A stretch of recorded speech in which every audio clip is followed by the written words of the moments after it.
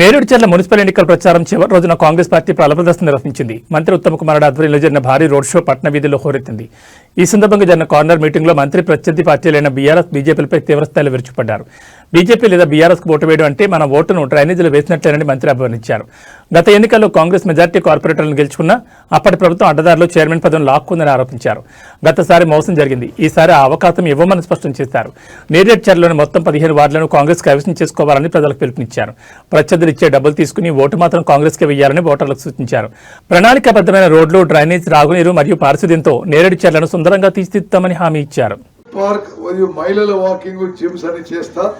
అదేవిధంగా మీకు అవసరమైన కమ్యూనిటీ హాలు, మీకు అవసరమైన కమ్యూనిటీ హాల్ కట్టిస్తా అని చెప్పి మనం చేస్తూ సీసీ రోడ్లు, ట్రైన్లు అన్నీ కూడా తప్పనిసరిగా చేయడం జరుగుతుందని చెప్పి మనం చేస్తూ అక్కలు చెల్లెలు గుర్తుపెట్టుకోండి.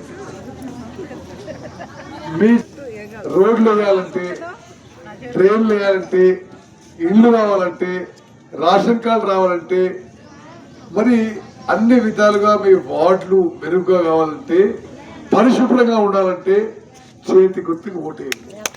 ఇంకోరికి ఓటేసి మీ ఓటు వృధా చేసుకోకండి అని చెప్పి నేను మనవి చేస్తూ, మీ అందరినీ కలవడం ఎంతో సంతోషకరం అని చెప్పి మనవి చేస్తూ, అందరి చేతితో బీఆర్ఎస్ పార్టీకి ఓటు వేయడంలో మన ఇంటి బయట మురుకాలు ఉండగా అల్లు వేసినట్టే ఓటు. అది ఎవరికీ ఉపయోగకరం కాదు, ఓటు వృధా అవుతుంది. ప్రతి ఒక్కరికి చెప్పండి, కాంగ్రెస్ చేతి గుర్తుకు ఓటేసి గెలిపించి తప్పనిసరిగా మీ 5-6 వార్డులు పెద్ద ఎత్తున మనం డెవలప్మెంట్ చేస్తాము. గుట్ట దగ్గర ఉన్న ఇండ్ల విషయంలో నేను మళ్ళా ఈ ఎలక్షన్స్ కాగానే ఆడికి వచ్చి స్వయంగా పరిశీలన చేసి అదే ముందుకు పోతాం.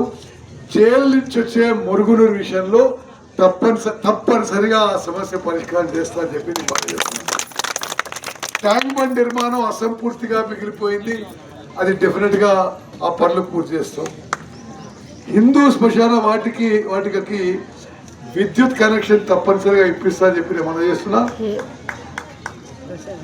సాయిబాబా